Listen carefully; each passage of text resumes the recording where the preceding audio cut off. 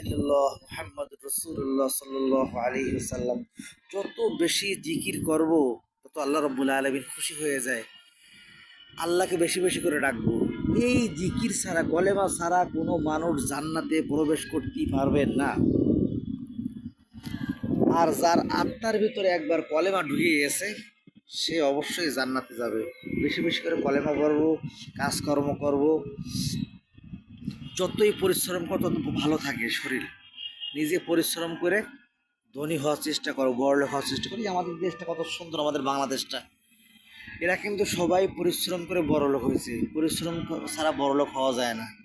এদের ভিতরে কেউ হারাম টাকা দিয়ে বড়লোক হয়েছে, আবার কেউ কষ্ট করে। হারাম টাকার সম্পত্তি থাকে না।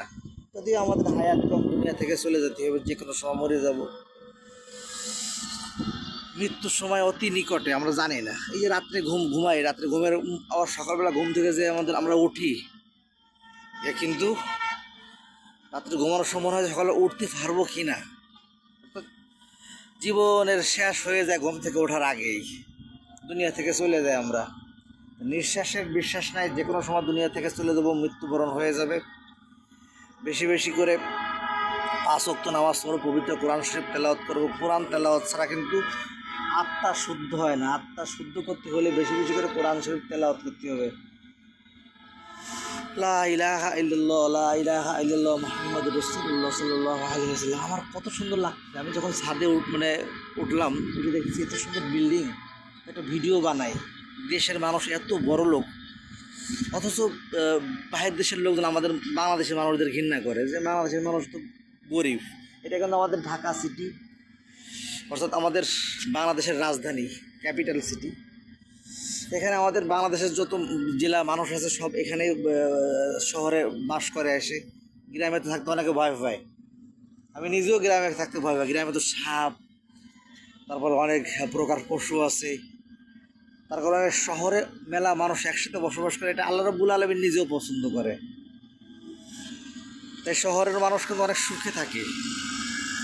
এক বাড়ির মানুষ পাশের বাড়ির মানুষই চেনে না, পরিচিত না। এক ফ্ল্যাটের মানুষ, একই বিল্ডিং, পরিচিত না, কেউ কারো চেনে না। গ্রামে তো এক জায়গার লোকজন 4-5 গ্রাম নিয়ে পরিচিত মানুষ চেনে।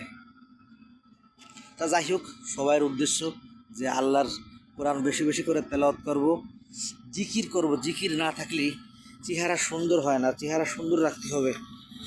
আল্লাহু আকবার। নামাজ পড়লেই চেহারা উজ্জ্বলতা বাড়ে। লা ইলাহা ইল্লাল্লাহ, লা ইলাহা ইল্লাল্লাহ, লা ইলাহা ইল্লাল্লাহ মুহাম্মাদুর রাসূলুল্লাহ সাল্লাল্লাহু আলাইহি ওয়াসাল্লাম। এগুলো কিছুই না, ধন সম্পত্তি কিছুই না, টাকা পয়সা কিছুই না। পরের টাকা মায়েরে যারা বড়লোক হচ্ছে, গরিবের টাকা হিসাব দেওয়া লাগবে আল্লাহর কাছে। আর এই জিনিসটা যার বিশ্বাস নাই, যে মৃত্যুর পরে আল্লাহর কাছে যাওয়া লাগবে, বাই টু বাই ধন সম্পদ হিসাব দেওয়া লাগবে, সে যাবে জাহান্নামে।